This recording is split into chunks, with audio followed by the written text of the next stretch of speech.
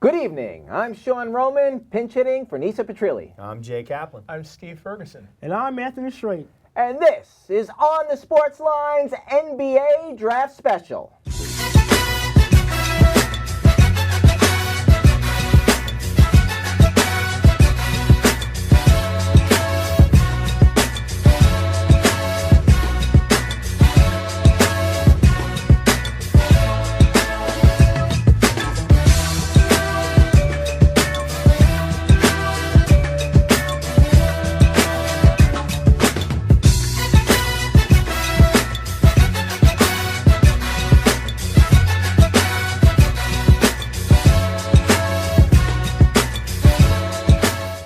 The end of June means two things, the start of summer and the NBA draft.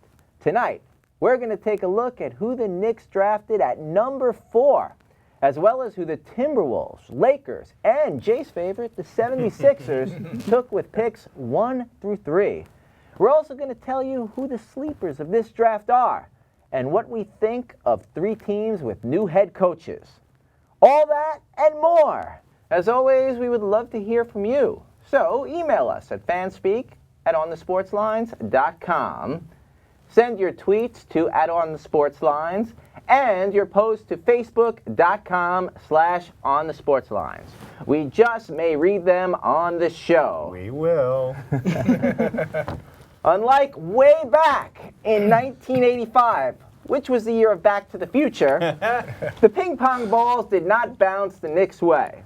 But they still wound up with the number 4 pick in this year's draft and used it to take Kristaps Porzingis, a name many of you don't even know about. He's a forward from Latvia, but he is Phil Jackson's pick. So guys, is he the right pick or the wrong pick? Anthony, remember, he is Phil Jackson's pick, so tell me, what do you think? We was watching the draft and we watched the pick live. I think the expression on every Knicks fan at the Barclays Center tonight just says it all. Absolutely not. The Knicks blew it. I mean, you picked a total question mark on a team filled with them already. Let's look at it. He's a total wild card. That's number 1. Yes. Number 2, he is quick. He's 7'1", but he does not have an NBA body whatsoever. No. He does have infinite shooting range, but don't you already have a guy in the roster named Andre Bargnani who can do all that? Who can shoot from outside? Who can be a stretch forward? So who would your pick have been? Yeah. Emmanuel Mounier was right there for the taking Yes, he was. at number 4 for the Knicks. Yes, he was. The Knicks need an upgrade at point guard. That's obviously in the backcourt. When you look at Mounier, he's a strong defender. Yes. He actually has more of an upside than D'Angelo Russell, who went number 2, by the way. That's right. And then when you look at the fact that he's a better defender, I just think the Knicks really needed a playmaker in the backcourt. And for Phil Jackson's sake, he better hope that he's right and getting another Pau Gasol and not another Frederick White. So Hey, what do you got we for all us? know where that came from. I got to agree with Anthony. This was not the right pick to me. This But is you Phil guys aren't getting Jackson's paid the big bucks to hubris. make these decisions. I know that, and you know what? I'm sorry. To me, Phil Jackson drafted a guy he would love to coach, but Phil, you're not going to be coaching him. Did he remind them of Tony Kukoc? God. That's another name he probably had visions dancing in his head. The guy I think they should have taken, and he was also available at number 4, was Justice Winslow, the forward out of Duke, who wound up going 10th to Miami. What a great pick for the Heat. This is a guy, 6'7", 230, athletic, powerful, terrific motor, NBA body. This is a guy who has quick feet. He can defend just Why didn't 3 he go at positions. 5'9" if he's so great? It's a question of need for the other guys. He can clean up around the basket. You don't need to run plays for this guy for him to make plays. Poised, has a good 3-point shoot when he can the corner 3. He's perfect with that. The only negatives against this guy, which to me are not really negatives, lacks a great jump shot off the bounce. Okay, that can be worked on. And total lack of a mid-range game, that can be worked on and needs to improve his free throw shooting. But overall, this guy could have stepped in right off the bench from day one, been a huge contributor. Jackson dropped the ball. Would you have taken Kaminsky over Porzingis? No, not this high. Okay, Steve. Well, What's your assessment? Here's what I'm going to say. I'm going to quote one of my good friends on the show, and that's going to be Jay. Are you kidding me? It's unanimous. Are you serious drafting this guy, number 4? Yeah, I would have drafted Frank Kaminsky, but I'll tell you why. Frank Kaminsky is a He went number great- 9? pretty number top 4, 10. he went number 9 to Charlotte. Right. I would have taken a chance with Kaminsky because I like his skill set. The guy's a terrific shooter. He's a great passer. He can block shots. He can rebound. He does everything in a triangle offense that you want. Yeah. And how can you draft a guy who at best is a good shooter and that's about all he has to offer? This guy's going to get pushed around in the post. Oh, they're hoping they're getting the next Paul Gasol or the next Dirk Nowitzki. Guess what? It took Dirk Nowitzki about 4 years to become the player he is now. So do Knicks fans have time to wait 4 years with this roster? I don't think so, Well, guys. thank you, gentlemen. Time now to look at 3 players taken ahead of Porzingis. First by the Timberwolves, then by the Lakers, and then Jay's favorite, the 76ers. So we're going to continue with the right pick, wrong pick theme and do it a little bit lightning round style. Now, with the Timberwolves, I mean, they have Kevin Wiggins, great asset right there. They're getting all the luck that goes to them, and they got the number 1 pick this year. Who did they take? Karl Anthony Towns, center out of Kentucky. Kentucky is just throwing all their players in the draft and at the top of NBA teams. Right pick or wrong pick, Anthony? No, absolutely the right pick. You have to. He's the most complete player in the draft, bar none. He's a two-way player. He's versatile. He has great skills for a big man. He has great size to position. An excellent shooter. By the way, he's going to the Western Conference. You need to make your free throws. 81% free throw shooter, which means he should stay in the games late. But then when you pair him up with Andrew Wiggins, Ricky Rubio, the Timberwolves have a very deep bench. Don't be surprised if next season they're going to be next year's New Orleans Pelicans and sneak into the playoffs as a lower seed. Wow. Steve, I'm going to discuss the Lakers with you, and even in off years, they seem to have more fortune than the Knicks. Even though they still don't have any lakes in Los Angeles. True. How did they do at number 2? Right pick or wrong pick? I think they did well with this pick. I think this is the right pick. And let's say who it is. Ohio State, It's D'Angelo Russell. And I was assuming they might go after Jahlil Okafor. A lot of who would people have been good because Right. he certainly would have been better than Jordan Hill. And Jordan Hill is an average NBA center. I think Okafor would have been better. But what this guy Russell can do is amazing. He's a terrific passer, 6'5", strong, great shooter, and fast as they come. Kobe Bryant's going to love him. If this is Kobe's last year, he's going to have a fun guy to work with as the guard. And you know who he is, a mentoring role in his final year or so. I He'll think be he'll the be next around for a few more superstar years. in that team. Jay, at number 3, out of Duke, Jahlil Okafor, I mean, played excellent all year, was like touted as the number 1 player along with Kaminsky. At number 3, right pick or wrong pick for your 76ers? Honestly, on the surface, if I look at it without doing any deep diving here, it's the wrong pick. This team doesn't really have a point guard, and Moutier was available at number 4. So the thinking here is, and I can't read this guy's mind. I haven't been ever since he took over at GM. Joel Embiid must not be as healthy and far enough along that they think he is, where he can actually step in and be starting day 1 alongside Nerlens Noel. So if that's the logic behind this, then yeah, I understand the pick. Don't 100% agree with it, but I understand it. You are getting a true big man, has the size, the length, the strength, great touch around the basket, excellent footwork. Guy knows how to full range of post moves, can go with turn to either shoulder. Nice moves all the way out to 14, 15 free. Good basketball IQ. Has learned how to pass out of double teams. The knock on this guy, lacks lateral quickness and explosiveness, does not rebound well for a guy his size, and that's a problem. Yeah. And he can get lazy on the defensive end. He's going to have to prove to people. There are a lot of people who think he's not in the tip-top shape and doesn't have what you call the want it.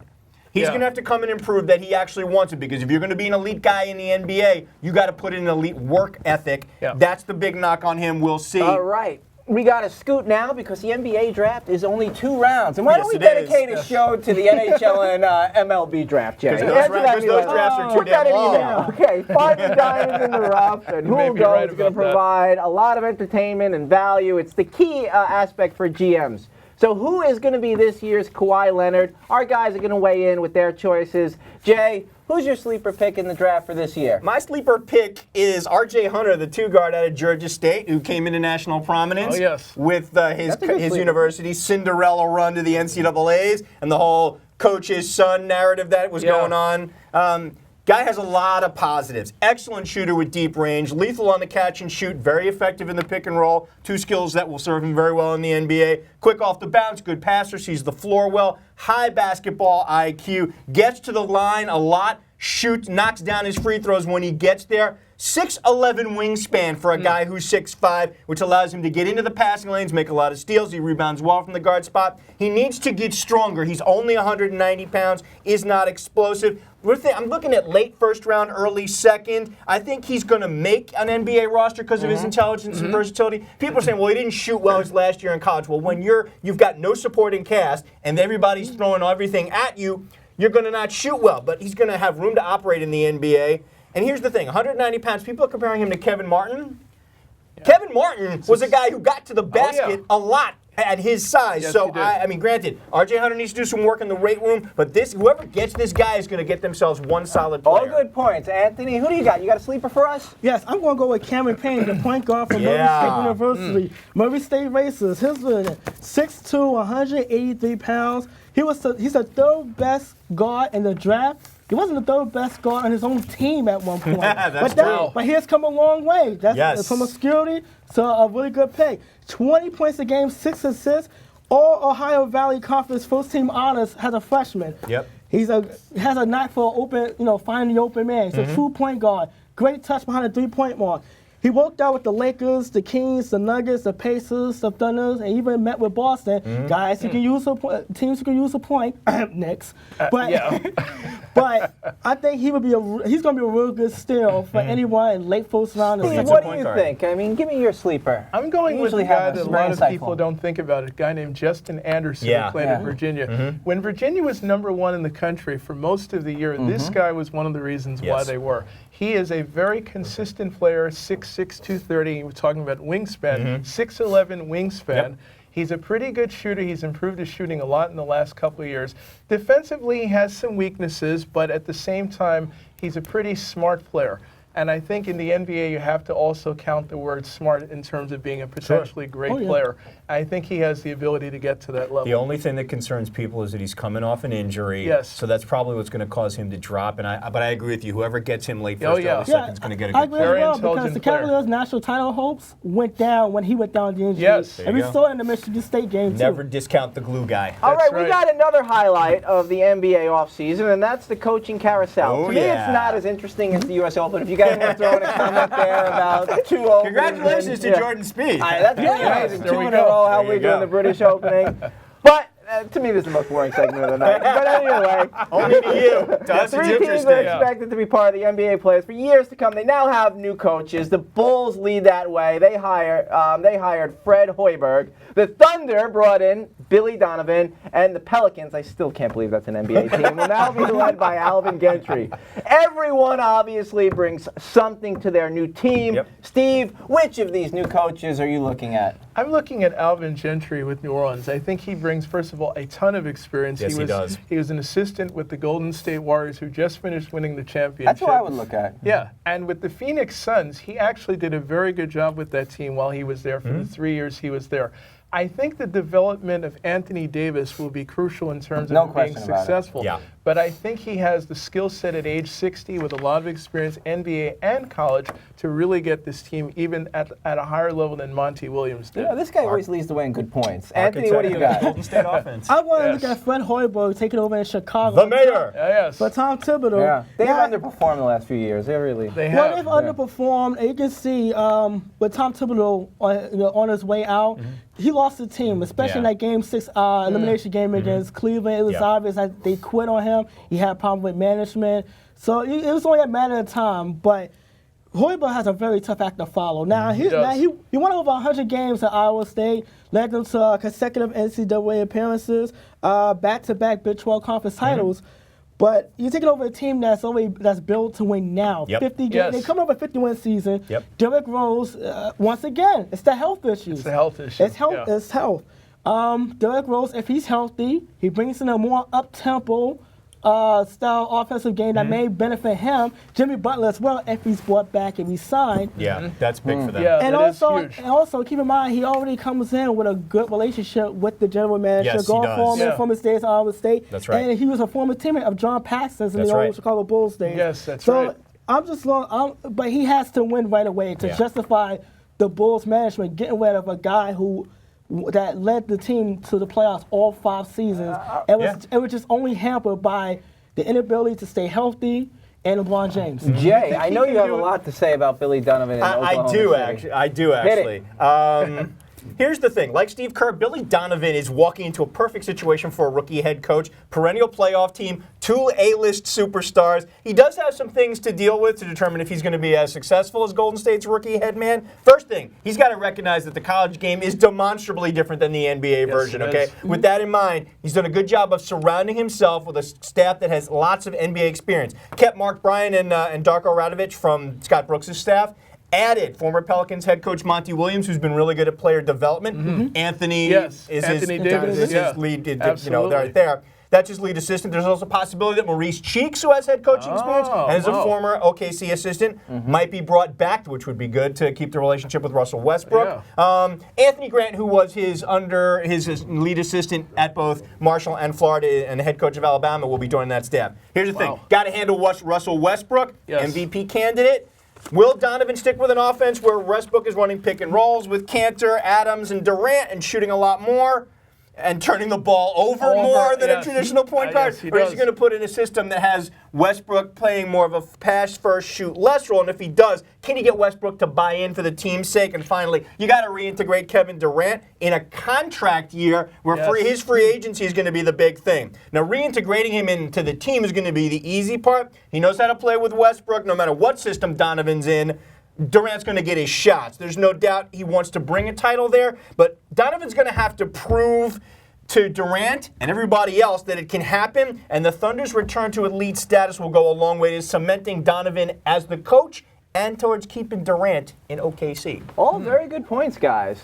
Now let's talk some soccer. I've been watching this tournament a little bit. Save the best for last, Sean. The United States has advanced to the quarterfinals of the 2015 Women's World Cup. As expected, they got a 2-0 win over Colombia, but in my opinion, were aided by the referees. We're going to take a look at some of the countries the USA will likely have to go through to win the World Cup, and we're going to start with their opponents right in the quarterfinals, which would be China, who doesn't really have a great soccer reputation. No. Steve, what can you tell our audience about China that they don't know? Well, I'm no expert on soccer, as you guys know, but I will say this about China. They play great defense.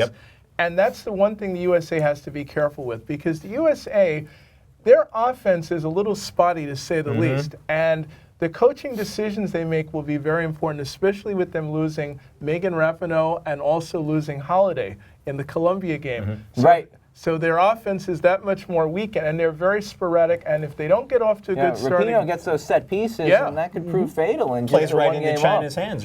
Because China will cover them defensively. If they're not careful, they could be upset. I'll tell you, the thing, the knock on China is that they're very slow. So the United States could really take advantage of that aspect of it. Probably will have to use their speed then. They will. And the thing about China is they're doing something smart in building a program. They're not focusing on the men right now because they can't compete. So they put their resources into the women, and look where they are already. They're in the quarterfinals. That makes very impressive in this case. All right, guys, who's up next? Anthony, you're going to get a very... I mean, the Germans are always the best at this particular sport. What do you think about Germany? They are definitely a potential... Well, yes, I mean, how can you just ignore the machine called Team Germany?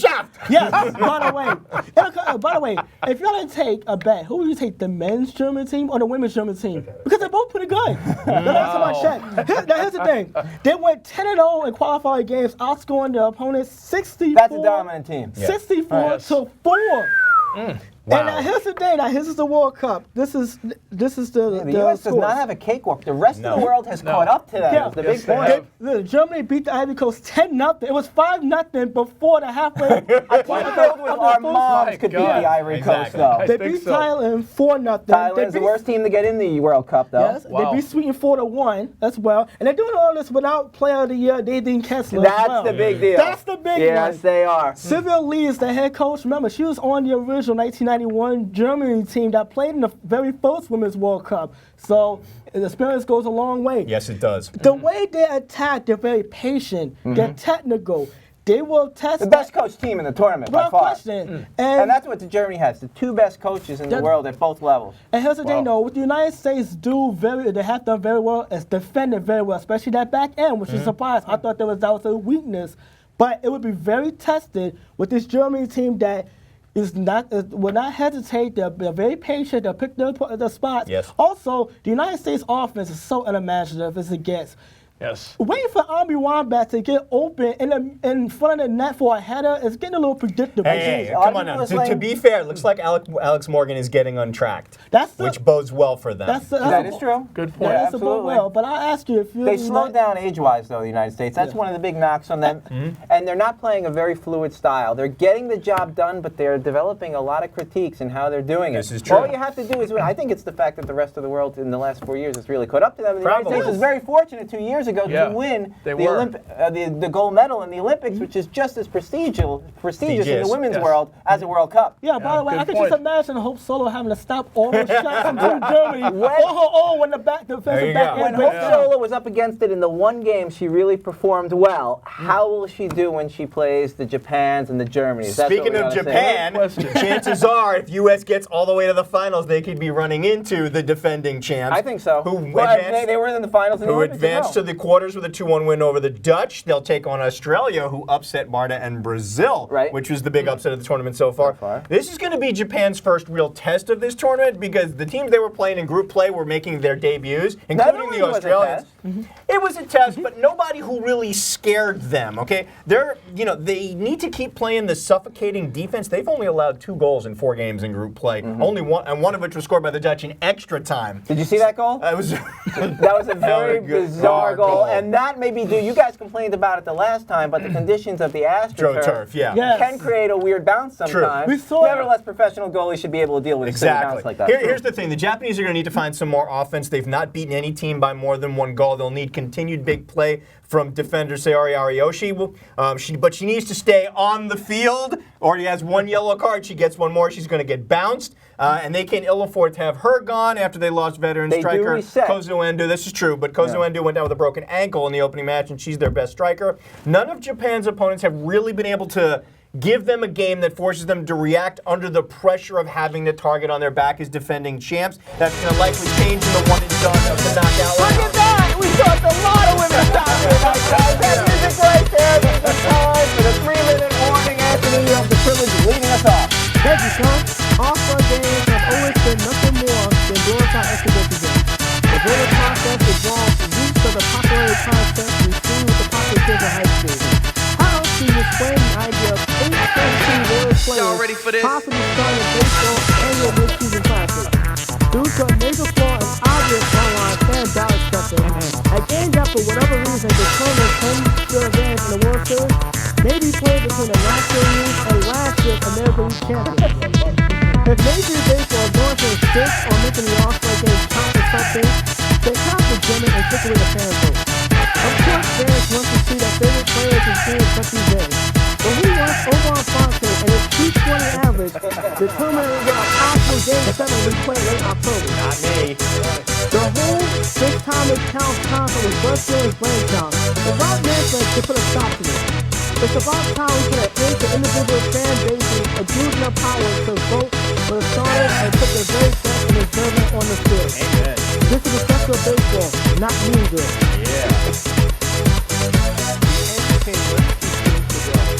Father's Day weekend has just ended. Sipping coffee and started watching the MLB Network.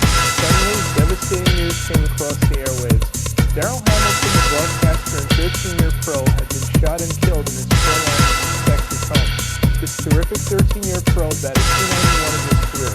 He compiled 51 home runs, 464 RBIs, and only 14 errors, which stops in Milwaukee, Texas, and San Francisco. And he was an integral part of the next 2000 postseason run.